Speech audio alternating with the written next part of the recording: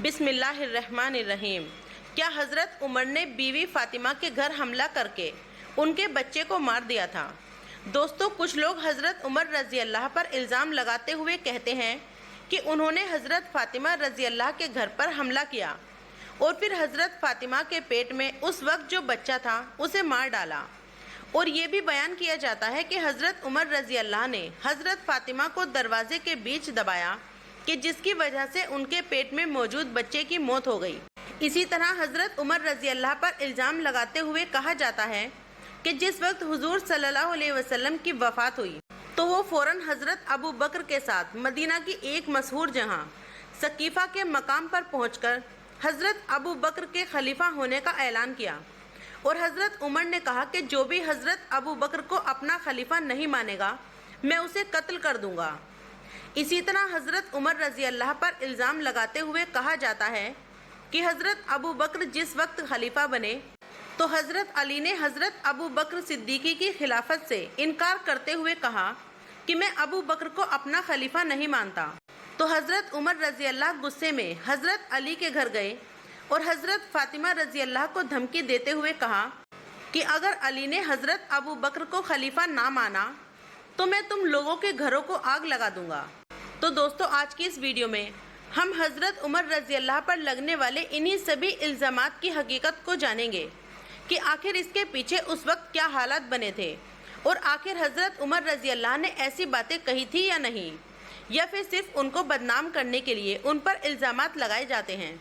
तो आइए इन सभी हकीकत को जानते हैं। हज़रत उमर रज़ी अल्लाह पर इल्ज़ाम लगाते हुए कहा जाता है कि जिस वक्त हज़रत अबू बकर को खलीफा बनाया गया और हज़रत अली ने इनकार किया तो हज़रत उमर रज़ी अल्लाह खुद ही कुछ सहाबा इकराम के साथ गुस्से में हज़रत अली के घर पहुँचे और दरवाज़ा खटखटाने के बाद जब दरवाज़ा ना खोला गया तो हज़रत उमर ने दरवाजे को आग लगा दी और फिर घर के अंदर से हज़रत अली रज़ी अल्लाह को घसीटते हुए मस्जिद तक लाए और ज़बरदस्ती उन्हें मजबूर किया कि वो हज़रत अबू बकर को अपना खलीफा मान लें। दोस्तों, ये सभी इल्ज़ाम हज़रत उमर रज़ी अल्लाह और दूसरे सहाबा इकराम पर लगाए जाते हैं। इस बात में कोई इनकार नहीं कि ऐसी बातें किताबों के अंदर लिखी हुई आज भी मौजूद हैं, क्योंकि मैंने खुद भी बहुत सी किताबें पढ़ी हैं और उनमें इस तरह के वाक़यात मिलते हैं। लेकिन दोस्तों, वीडियो में आगे बढ़ने से पहले आपको एक हकीकत बताते चलें कि हुजूर सल्लल्लाहु अलैहि वसल्लम की वफ़ात के बाद मुसलमानों की एक बहुत बड़ी तादाद ऐसी थी कि जिसने उसी वक्त इस्लाम छोड़ दिया था। उस वक्त के हालात कुछ ऐसे बने कि फिर उन पर काबू पाना मुश्किल हो गया, क्योंकि बहुत से यहूदी इस्लाम का चोला पहनकर खुद को मुसलमान जताते थे, लेकिन हकीकत में वो दिल से मुनाफिक थे और उनका सिर्फ और सिर्फ एक ही मकसद था कि इस्लाम के अंदर अपनी तरफ से बहुत सी झूठी बातें शामिल करके इस मजहब को पूरी तरह ख़त्म कर दिया जाए। क्योंकि दोस्तों, अगर आप ईसाई मजहब की तारीख पढ़ेंगे तो उनके साथ भी कुछ इसी तरह हुआ कि जब हज़रत ईसा अलैहिस्सलाम की वफ़ात के बाद कुछ शैतानी दिमाग रखने वाले लोग ज़ाहिरी तौर पर खुद को हज़रत ईसा अलैहिस्सलाम का पैरोकार जाहिर करते, लेकिन हकीकत में वो दिल से ईसाई मजहब को ख़त्म करना चाहते थे। इसीलिए हज़रत ईसा अलैहिस्सलाम की वफ़ात के सिर्फ 17 साल बाद ईसाई मजहब को पूरी तरह बदल दिया गया। उनकी तमाम तालीमात को ख़त्म करके कुछ नई चीज़ें ईसाइयात में शामिल कर दी गई और उस मजहब को पूरी तरह बदलकर कुछ रस्मों का नाम ईसाइयात रख दिया गया। हुजूर सल्लल्लाहु अलैहि वसल्लम की वफ़ात पर इसी तरह की साजिशें रची गई और यहूदियों ने दिन रात कोशिश करके मुसलमानों को आपस में लड़ाने की मुहिम चलाई। इसीलिए बड़े बड़े सहाबा इकराम भी आपस में लड़ बैठे, क्योंकि उनके पीछे यहूदियों का दिमाग था। ये शैतानी दिमाग रखने वाले यहूदी इन बड़े बड़े सहाबा इकराम को आपस में मिलने का मौका ही नहीं देते थे, क्योंकि उन्हें पता था कि अगर ये हजरात आपस में मिल जाएंगे तो एक दूसरे से सुलह करके सारी लड़ाई ख़त्म कर देंगे। दूसरा काम इन शैतानी दिमाग रखने वालों ने ये किया कि अल्लाह के रसूल की तरफ बहुत सी झूठी रिवायतें गढ़कर लोगों के बयान करना शुरू कर दी। दोस्तों, ये यहूदी लोग अपनी शक्ल बिल्कुल किसी नेक व परहेजगार इंसान की तरह बनाकर रखते थे ताकि लोगों को धोखा दे सकें, लेकिन ये लोग दिल से मुनाफिक थे और इस्लाम के पक्के दुश्मन थे। इसीलिए इन लोगों ने बहुत सी झूठी रिवायतें अपनी तरफ से गढ़कर हुजूर सल्लल्लाहु अलैहि वसल्लम की तरफ मंसूब कर दी। लेकिन अल्लाह ताला ने उस वक्त कुछ ऐसे मुहद्दिसीन को पैदा फरमाया कि जो हदीस को सुनते ही समझ जाते थे कि ये सच्ची रिवायत है, ये मुनाफिकों की गढ़ी हुई बातें हैं। आप हजरात इस सिलसिले में सही मुस्लिम शरीफ का मुकदमा जरूर पढ़कर देखें, आपको इन सभी बातों की हकीकत मालूम हो जाएगी। अब हज़रत उमर रज़ी अल्लाह पर जो इस तरह के इल्ज़ामात लगाए जाते हैं कि जिन्होंने हज़रत फ़ातिमा रज़ी अल्लाह को धमकी दी और हज़रत अली को घसीटकर मस्जिद में ले आए और ज़बरदस्ती हज़रत अबू बकर को खलीफा मानने पर मजबूर किया, तो दोस्तों इस तरह के सारे रिवायतों को इमाम बुखारी जैसे बड़े बड़े मुहद्दिसों ने यहूदियों की साजिश करार दिया है। आप बुखारी शरीफ जैसी हदीस की बड़ी किताबें उठाकर देखें, उनमें इस तरह की कोई भी रिवायत मौजूद नहीं है, जबकि इमाम बुखारी व इमाम मुस्लिम और दूसरे मुहद्दिसीन तक ऐसी रिवायतें जरूर पहुंची हैं, लेकिन वो इन सभी को सुनकर समझ गए थे कि ये सिर्फ और सिर्फ इस्लाम के दुश्मनों की चाल है, जो कि हज़रत उमर व हज़रत अबू बकर रज़ी अल्लाह और दूसरे सहाबा इकराम को बदनाम करना चाहते हैं, ताकि लोग इससे बदगुमान होकर इस्लाम छोड़ दें। हुजूर सल्लल्लाहु अलैहि वसल्लम की जिस वक्त वफ़ात हुई तो सारे सहाबा इकराम बहुत ज़्यादा परेशान हो गए। हज़रत उमर रज़ी अल्लाह की तो ऐसी हालत हुई कि वो तलवार लेकर बाहर निकले और कहने लगे कि जो भी ये कहेगा कि हुजूर सल्लल्लाहु अलैहि वसल्लम की वफ़ात हो गई है तो मैं उसकी गर्दन उड़ा दूंगा। लेकिन हज़रत अबू बकर रज़ी अल्लाह के समझाने पर हज़रत उमर का गुस्सा ठंडा हुआ। अब हुजूर सल्लल्लाहु अलैहि वसल्लम की वफ़ात के बाद एक तरफ तो हज़रत आयशा के हुजरे में हुजूर सल्लल्लाहु अलैहि वसल्लम का जिस्म मुबारक रखा हुआ था और सभी सहाबा इकराम बहुत ज़्यादा परेशान थे, यहाँ तक कि मदीना के हर घर से रोने की आवाज़ें आ रही थी। लेकिन दूसरी तरफ एक बहुत बड़ा मसला खड़ा हो गया कि किसी ने आकर हज़रत उमर रज़ी अल्लाह को बताया कि सफ़ीका के मकान पर कुछ अंसारी सहाबा हज़रत साद बिन उबादा रज़ी अल्लाह को मुसलमानों का खलीफा मुकर्रर कर रहे हैं, इसीलिए आप जल्दी से वहाँ पहुँचे, वरना एक बहुत बड़ी जंग छिड़ जाएगी। हज़रत उमर रज़ी अल्लाह ने जैसे ही ये बात सुनी तो वो फ़ौरन हज़रत अबू बकर सिद्दीकी को लेकर सफ़ीका के मकाम पर पहुँचे, तो देखा कि हकीकत में वहाँ पर कुछ अंसारी सहाबा हज़रत साद बिन उबादा रज़ी अल्लाह को मुसलमानों का खलीफा मुकर्रर कर रहे हैं। तो हज़रत अबू बकर रज़ी अल्लाह ने जाते ही सभी को समझाया कि ए लोगों, देखो अंसार सहाबा में से किसी का भी खलीफा बनना एक बड़ी जंग को दावत देना है, क्योंकि इस वक्त इस्लाम दूर दूर तक फैल चुका है और लोगों की एक बड़ी तादाद किसी अंसारी सहाबी को अपना खलीफा बनाना पसंद नहीं करेंगे। लेकिन हाँ, मक्का में कुरैशी लोगों की सारी अरब वाले इज्जत करते हैं, इसीलिए अगर उनमें से किसी को खलीफा बनाया जाएगा तो लोगों को इस पर कोई एतराज़ ना होगा और सब खुशी खुशी उनको अपना खलीफा तस्लीम कर लेंगे। इसीलिए मैं तुम्हें मशवरा देता हूँ कि तुम उमर को या अबू उबैदा बिन जर्राह में से किसी को भी अपना खलीफा बना लो। लेकिन अंसारी साहबा इकराम ने जैसे ही इन दो कुरैशी साहबा का नाम सुना तो उनमें से कुछ लोगों की तरफ से बगावत शुरू हो गई और उन्होंने साफ इनकार कर दिया कि हम मक्का के कुरैशी लोगों को अपना खलीफा नहीं बनने देंगे। और फिर अंसारी सहाबा इकराम मुतालबा करने लगे कि अगर खलीफा बनाया जाए तो दो खलीफा बनाए जाएं, एक खलीफा अंसारी में से होना चाहिए और दूसरा मक्का के कुरैशी लोगों में से। लेकिन दोस्तों, ये कैसे मुमकिन हो सकता था कि एक मुल्क के दो बादशाह हुक्मरानी करें? यह तो एक फसाद का बवाल का जरिया बनता। इसीलिए हज़रत उमर रज़ी अल्लाह खड़े होकर कहने लगे कि ए लोगों, एक मयान में कभी दो तलवारें नहीं रखी जा सकती। मैं इस वक्त तुमसे सबसे बेहतर इंसान अबू बकर को देखता हूँ, क्योंकि वो हुजूर सल्लल्लाहु अलैहि वसल्लम की ज़िंदगी में ही आप सल्लल्लाहु अलैहि वसल्लम के नमाज के खलीफा बने। मतलब जब हुजूर सल्लल्लाहु अलैहि वसल्लम मौजूद ना होते तो लोग हज़रत अबू बकर सिद्दीकी को अपना इमाम बनाकर उनके पीछे नमाज पढ़ते।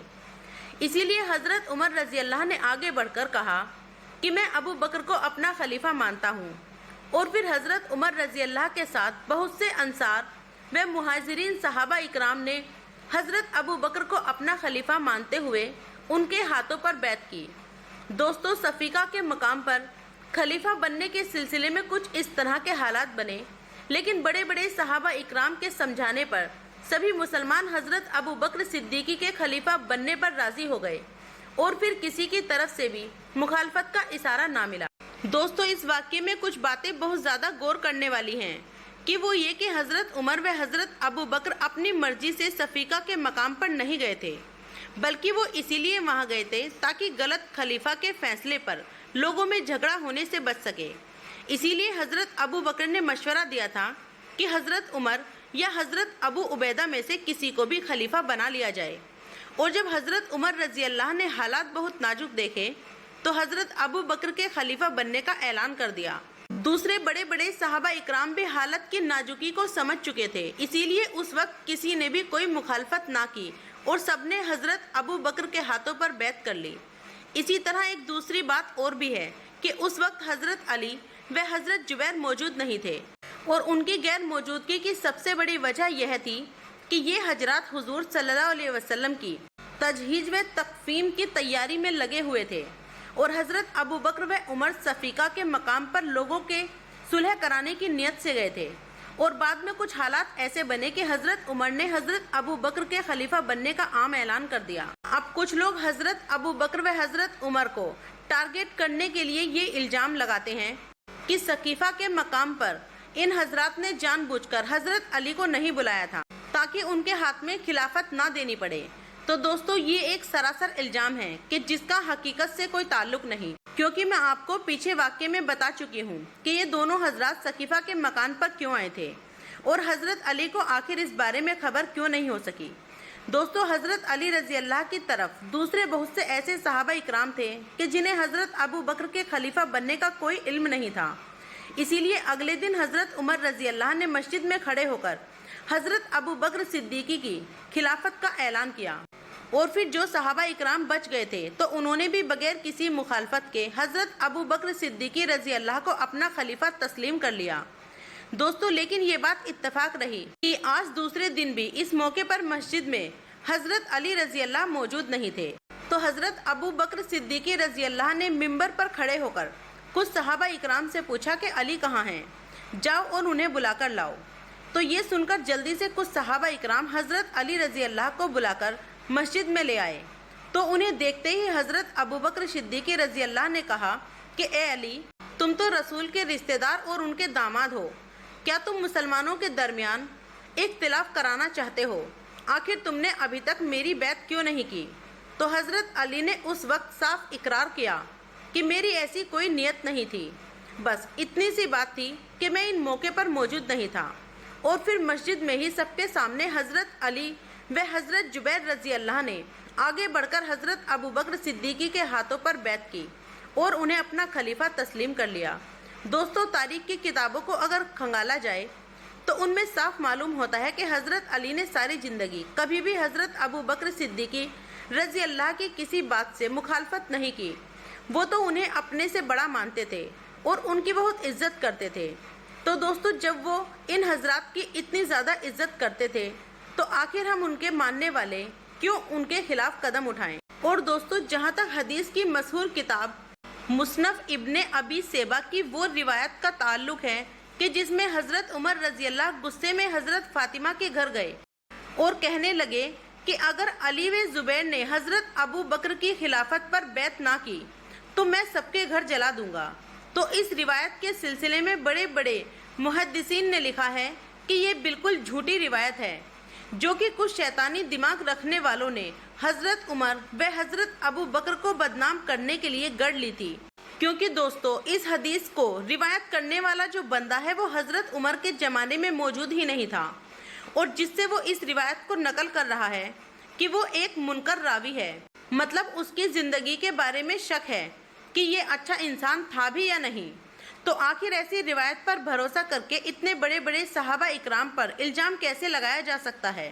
کیونکہ حدیث کی دوسری کتابوں میں ان بڑے بڑے صحابہ اکرام کی فضیلتیں بھری پڑی ہیں کہ کیسے ان حضرات نے اسلام کی خاطر اپنی ساری زندگی قربان کر دی۔ اسی لیے دوستو، آخر میں آپ سے یہی کہوں گی کہ صحابہ اکرام کے سلسلے میں بیان ہوئے کسی بھی الزام کو بغیر تحقیق کے ماننا ایک گناہ بات ہے، اور یہ گناہ ہمیں اسلام سے خارج کر سکتا ہے۔ اسی لیے پہلے چیزوں کی تحقیق کرنی چاہیے، کیونکہ اگر ہم صحابہ اکرام پر ایسے غلط الزام لگائیں گے تو ہمارے پاس اسلام کی تعلیمات کیسے محفوظ رہے گی؟ کیونکہ ہم تک اسلام کو پہنچانے والے یہی صحابہ اکرام ہی تو ہیں۔ अब अगर हम इन्हीं को गुनाहगार समझेंगे तो आखिर हम मुसलमान कैसे बचेंगे। बाकी दोस्तों, मैं अपनी वीडियो पर गलत कमेंट करने वालों से भी कहती हूँ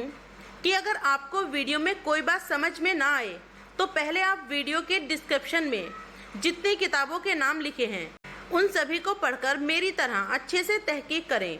उसके बाद सहाबा इकराम पर उंगली उठाएं, क्योंकि इस्लाम में बगैर तहकीक के कोई शरीयत की बात कहना हमें जहन्नुम के रास्ते पर डाल सकता है। इसीलिए दोस्तों, उम्मीद करती हूँ आज की इस वीडियो से आपको बहुत कुछ सीखने को मिला होगा। इंशाअल्लाह इस मौजूए को हम हुजूर सल्लल्लाहु अलैहि वसल्लम की मुकम्मल ज़िंदगी वाली वीडियो सीरीज में आगे चलकर बहुत तफसील से बयान करेंगे। तो दोस्तों, आज की छोटी सी वीडियो आपको कैसी लगी कमेंट करके जरूर बताइएगा। वीडियो पसंद आए तो वीडियो को लाइक शेयर कमेंट और चैनल को सब्सक्राइब करना। वीडियो पूरा देखने के लिए बहुत बहुत शुक्रिया। अस्सलामु अलैकुम।